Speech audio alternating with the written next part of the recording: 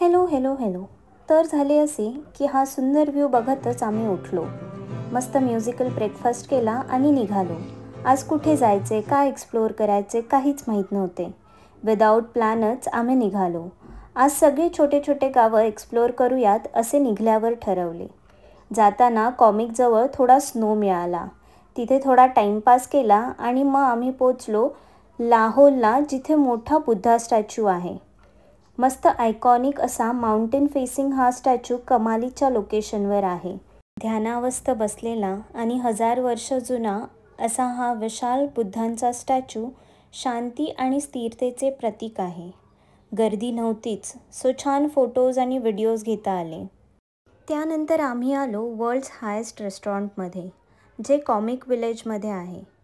जवळजवळ 15,000 फूट उंचीवर असलेले हे गाव वर्ल्ड्स हायेस्ट मोटरेबल विलेज देखील आहे. इकडे एक मॉनेस्ट्री पण आहे. मॉनेस्ट्रीच्या मागच्या साईडला खूप सुंदर असे माउंटेन व्ह्यूज आहेत. जनरली सगळे लोक फक्त रेस्टॉरंट बघून परत जातात. इकडे कोणीच नसतं आणि म्हणूनच विदाऊट एनी डिस्टर्बन्स पॅनोरामिक व्ह्यू बघता येतो. त्यानंतर आम्ही आलो हिक्किम पोस्ट ऑफिसला.